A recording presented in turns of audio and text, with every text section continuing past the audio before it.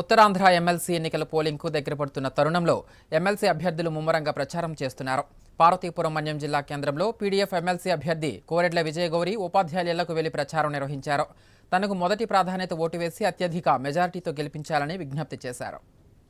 Progressive democratic front అభ్యర్థి కోరెడ్ల విజయగౌరి పార్వతీపురం జిల్లా కేంద్రంలో ఇంటింట ప్రచారం చేశారు. ఉపాధ్యాయుల ఇళ్లకు వెళ్లి తనకు మొదటి ప్రాధాన్యత ఓటు వేసి అత్యధిక మెజారిటీతో గెలిపించాలని విజ్ఞప్తి చేశారు. ఈ సందర్భంగా ఆమె మాట్లాడుతూ తనను గెలిపిస్తే అమల్లో ఉన్న జీవో నెంబర్ 117ను రద్దు చేసేందుకు శాసన మండలిలో పోరాటం చేస్తామని తెలిపారు. టీడీపీ ప్రభుత్వం అధికారంలోకి వచ్చాక 117వ జీవోను రద్దు చేస్తామని ప్రకటించి ప్రత్యామ్నాయ మార్గాలు అంటూ తెరమీదకి అవే నిబంధనలను తీసుకువస్తుందన్నారు. దీనివల్ల విద్య ఉపాధ్యాయ వ్యవస్థ తీవ్ర స్థాయిలో దెబ్బతినే అవకాశాలు ఉన్నాయన్నారు. ఉద్యోగులకు ఏదైతే 25,000 కోట్ల బకాయిలు ఉందో వాటిని చెల్లించేందుకు ప్రభుత్వాన్ని డిమాండ్ చేస్తామన్నారు. ఉపాధ్యాయుల సమస్యల పట్ల మండలంలో మాట్లాడి పరిష్కారానికి కృషి చేస్తానని హామీ ఇచ్చారు. ప్రైవేటు ఉపాధ్యాయుల సమస్యల పరిష్కారానికి తన వంతు పోరాటం చేస్తానన్నారు. ఈ మేరకు ఉపాధ్యాయులు, ఉద్యోగులు ఆలోచన చేసి తమకు మద్దతు ఇవ్వాలని కోరారు. ఈ కార్యక్రమంలో యూటీఎఫ్ నాయకులు, ఉపాధ్యాయులు పాల్గొన్నారు.